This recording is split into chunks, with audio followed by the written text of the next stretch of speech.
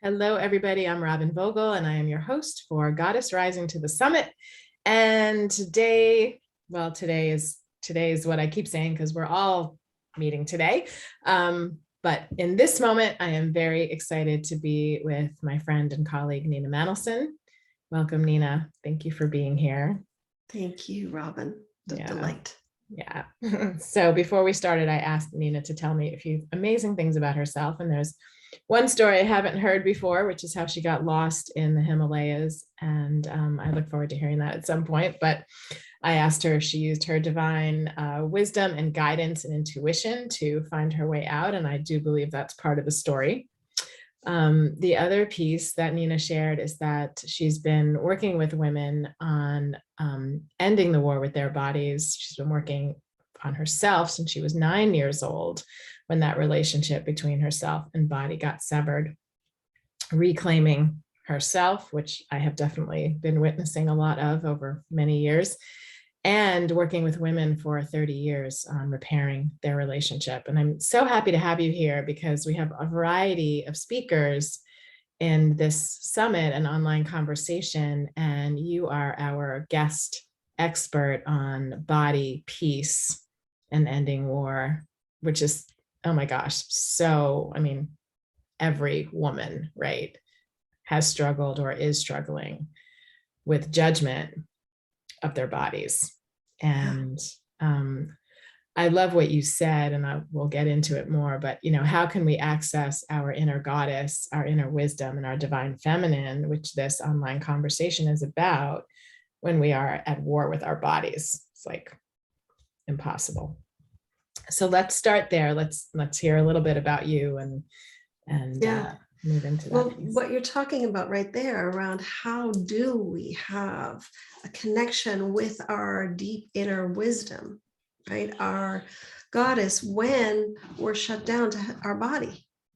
And our culture has created that shutdown. It actually fosters that shutdown. We have a $72 billion diet industry telling us how we should be with our body and what we should do. We have an anti-aging industry that's just as big, telling us similar things, that it's not okay to be in the body that we're in or look the way we look. And both of those things erode and actually interrupt this very sacred relationship that we're having with our own body. And when we have that relationship with our body, then we can really hear our wisdom, right? When we're able to feel at ease, I always use the word feeling at peace in our body, then we can hear like simple knowings, which may not sound simple, but am I hungry? Am I full? And the more we can hear those kind of knowings, the more we can hear that gut instinct, that deep intuition. But when we're like, no, I'm not okay with my body the way it is, I need to lose X amount of pounds, I need to do this next, fitness regime so that my body looks this certain cultural idealistic way that's termed beauty in our culture, which is such a narrow road for people, especially women. When we're caught in all of those restrictive ways of being, that conversation with our body gets dampened, and maybe more than dampened, it just gets muted. Yeah, I think you're right. It does get muted. I think that I know for myself and also many people that I've worked with, when you ask, what do I want? It's like sometimes there's just radio silence, Right. And then there's what do I need? What do I require? But like there's just silence on the other end. Right. That what do I want? What do I need? What would nourish me? And that's a very powerful question to be asking, to be engaging with your body all of the time. What would nourish me right now? Right? Because even if you don't get that answer right away, you're asking the question, you're starting the conversation. One of the most powerful things we can do in terms of repairing this conversation, in terms of reconnecting with our body and cultivating a practice of body peace. And it's important that what I just said, it's a practice. Body peace isn't like a destination. It's not like a gymnast who like sticks the landing and then doesn't waver. It's a practice of being in relationship with our body that opens up the dialogue to know what would nourish me, what do I need, and be able to not have radio silence and to have that conversation be opened up. And sometimes people will go, well, okay, I'm starting the conversation. And one of the ways I often say to start the conversation is literally close your eyes and towards your body say, hello. Mm. It's so simple, right? It's a part of a bigger hello technique, but the beginning of that is so simple and profound because, right? Even like I've known you for years and years. When I see you, I go, hi, Robin. Hello. And what does that say when we say hello? Right. Right? Yeah. It says, I'm interested. I'm curious. I'm engaging. I'm connecting. I'm connecting. Yes. Exactly. Yeah. And that's what we want, right? All of this conversation around connecting to our goddess knowing, our inner wisdom, it's connection. Mm-hmm. And that connection is very grounded in our body. So if the conversation is, I hate my body, I can't believe I just ate that. What diet am I going to go on tomorrow? Oh my gosh, she's thinner than me. Oh, I don't have a summer body, right? When all of that conversation is going, there's no room for an actual authentic conversation. It's like having a phone line. Do you remember like years and years, the idea of a party line, right? And somebody else is chatting. It's that. You're trying to have a conversation with your most sacred, most wise teacher. And someone is saying, la, la, la, la, la, la, la, la, la, la. And your body sucks too. Like, you're like, get off the line. Right. I'm trying to have a conversation here. And you know what that brings up for me is that those aren't even our authentic voices. They're not our voices. They're not our thoughts. They're not our judgments. They're somebody else's. And we've just been bombarded. I mean, you said age 9. I'm curious to hear a little bit about that. Because for me, it was, like around the same time, age 10, 11. These are somebody else's perspectives, judgments, opinions, lies. And we just absorbed the information. And that has been a really important piece for me, because before that I was believing my thoughts. I was thinking they were my thoughts. It's so important that you highlight that. That is not your authentic voice. That is a voice we were taught. It was ingrained in us. Yeah. Right. So to be able, it's one of the practices in body peace is to be able to go, oh, there it is. Right. To be able to name that critic, name that actual other voice, that radio station that's playing. It's really a neural pathway that's gotten formed that just is an automatic loop. Right. Often the way I think about it, also, it's like a radio station constantly playing. And I want to be completely honest. Sometimes that radio station, I've been working on this literally decades. And sometimes that radio station starts playing. I'm like, seriously? Then it gets interesting. Why are you playing right now? What happened that made me uncomfortable to default to this old radio station that my body's not okay? Right? Then we can use the challenges with our body. We can use the behaviors that might be unwanted, right? Binge eating, unwanted, just any eating behavior, secret eating, sneak eating, late night eating. We can use all those as a doorway into what's actually going on inside. It's a really important thing to realize that our struggles with food and body are actually a doorway into our wisdom. Yeah, I love this question, which I've been working with in many different areas, but what you just said reminds me of the question.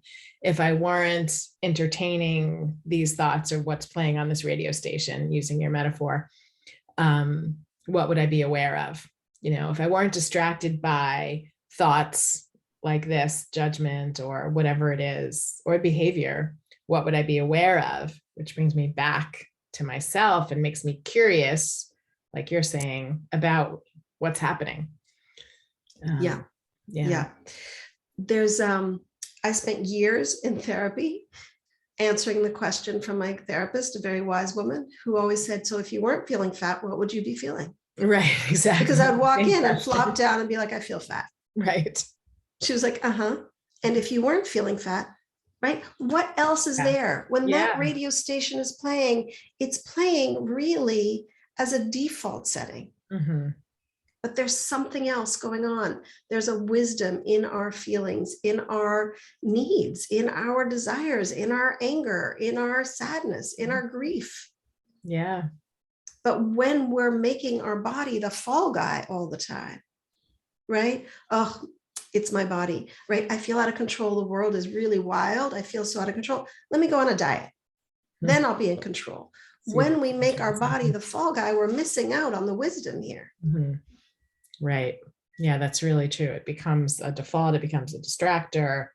And from very early on, I'm sure most everyone listening would agree, very, very early on, sometimes like at birth, depending on what happened in your childhood and the trauma that you experienced, this relationship gets erupted very early. So you have claimed the body peace, sort of genre and realm, which I love. And you call yourself a body peace coach, which I also love, because that feeling of peace in the body, when we feel peace, it's a deep exhale, so relaxed and grounded, like you said. Yeah. That feeling of peace is a sense of I'm okay. Right? Mm-hmm. It's not so in the space of body positivity and body liberatory work, like I love it all, but sometimes it gets too aspirational for me, right? Mm-hmm. Into body love. I'm like, I'm not always in love with anybody, really. Like, I'm not always like in enthusiast love with my body every single second, because that's not the reality of real relationship. We're in a flux of, oh my gosh, you're the bee's knees, I'm in love with you. And yeah, okay, let's go grocery shopping and just do life. And we're not like in like enamorment every single second, right? So body peace feels like a more sustainable foundation for an authentic relationship. Right. Because what it allows us to be in is collaboration, allyship, right? Responsiveness, right? Trust, respect. Connection, respect, right? All of those things are built into a relationship that is based on peace. Not like, oh, we're going to feel like we're going to be always in harmony. We're never going to have a fight. Like that just doesn't, that's not real life. And our relationship with our body, we want it to be authentic, because if it's authentic and it feels truly like real life, then it's sustainable, right? Then it's not the diet, oh, I'm good. Oh, now I'm off, now I'm bad, right? It doesn't take us on a roller coaster. We want to be steady in this relationship. We want to be able to trust, because when we can trust that, then we can go, oh, what's happening inside? What do I need? And that's where we find our wisdom, our greatest teacher. Our bodies. Our bodies. Absolutely. Yeah, absolutely. So you gave us, I just love to, this is like an all day, all week, all year conversation. Such a journey, and such an important one. I mean, such an important journey, as we all know. You gave us the first tool, which is like, hello, greeting, welcome, connection, because we do all these things in the world without including our bodies. We eat, we work, we sometimes make love without including our bodies, and it's like, ouch. So, including. And so any more, like another tool or two that our listeners can take? So one is, when you do that hello, is listen, right? It's not just like, hello, Mm. it's hello, and then Mm. pause. Listen for the answer. It may be many things. It may be, are you serious? You're talking to me now after 50 years, Mm. right? Our body might have a lot of anger or grief or, oh my gosh, you're Mm. finally talking to me? I've been waiting our whole lives. I've been waiting, Mm. right? But listen. And what can also help the hello is putting your hand on your heart, putting your hand in your hand, but literally making contact with your body. Physical contact, it can help ground us and help us be embodied. Mm. So, hello, finding a way to make contact. And of course, the classic, breathe, Mm. Yes. right? Don't hold your breath, breathe, Mm. right? Create the space inside. There's a Mm. lot going on in there, and we want to have space for all that's there. Our whole story is in this body. Mhm. And the other, what I obviously believe in greatly because it's what I do is get support with this relationship. Often when I'm traveling or on planes and people go, what do you do? If I say body peace coach, they're like, what? Like they don't know what that is. But I say I'm like a therapist for couples, except instead of being there Mm. with a woman and her partner, I'm there with a woman and her body. Mm. So if you feel like, oh my gosh, my body and I could use some help, we could use a little couples counseling, right? Get it, get support. It's a relationship that's worth working on.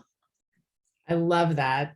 I love that. It is couples work with you and your body. That is totally brilliant coming from someone who does a lot of couples therapy. It like makes so much sense to me and I just love it. And it's really true. And one of the things, about the work that you do is that you're connecting other women with other women who are going through a very, similar life journey. Yeah. And I think that's Yeah. very healing for people to see they're not the only ones, because this is such a struggle that puts people in isolation. So to come out and connect is so important. Well, what you're speaking to is the shame that we hold. Yeah, exactly. Right? We hold so much shame around our body and how it looks or how we're eating or the things people said to us about our body, what the culture is saying. And that when we get into groups, that's why I have body peace seekers and body peace keepers. Like when we get into groups of women and we hear these stories from other women, our compassion, our heart just opens and we're like, of course, like that's not okay. Right. And the healing starts to happen first, actually, towards other people. And then we go, oh, that's me too. And we start to develop that compassion for ourselves. Right. And that shame gets healed. Exactly. Yeah, that's so beautiful. Beautiful. So speaking of, I think you have a couple of offers for us, one free gift and one bonus for those receiving the recordings. So let's start with the free gift that is for everybody. Yeah. So I am a big believer that body peace is a practice, right? Like we talked about, it's not a static state, it's a practice. So I created a powerful free tool. It's Practicing Body Peace Journal. And there's 20 questions in it that help you start to be in that conversation with your body that we've been talking about. So it's very powerful. A lot of women that I end up talking to, they're like, see, I printed it out, and you can do it online. It's a digital download, but a lot of women are printing it because it's beautiful and it's helpful.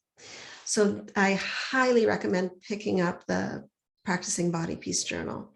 Definitely. And the bonus is my Shifting into Body Peace program. And it is a video series that dives into the different types of relationships we have with our body. Because in our culture, we're taught really is body hate and body shame. So, but there are other relationships to have there. Yes. So let's talk about that, Yes. right? And let's learn about what are the other possibilities of relationship. Oh, that's and then for people who want to continue the work, my invitation is reach out to me, email me, find me on Facebook, Instagram. or check out some of the programs that I offer, Body Peace Seekers and Body Peace Keepers. And that's where we get together as a group to really heal the relationship that we have with our body. That's beautiful, Nina. And I know you'll be in the Facebook group with these participants, so you'll be able to also remind us there about your work and programs, but it's so deep and so rich. So everybody's going to get the free gift. And for those that want to take it a step further, that are taking the all access pass, they'll receive the bonus to take the work deeper with you. So that's beautiful. Thank you so much. This has been so helpful, and it's such an important topic, near and dear to my own heart with all my own healing. And I know so valuable for every woman on the planet. Can I say that? I mean, it's got to be true, you know? Yeah. Yeah. So thank you, Robin, for having me. It's always just yummy to be with you. Wonderful. Yay. You too. All right, everybody, have a beautiful rest of your day. Enjoy the other speakers, and we'll see you in the Facebook group, and just blessings. Bye, everybody.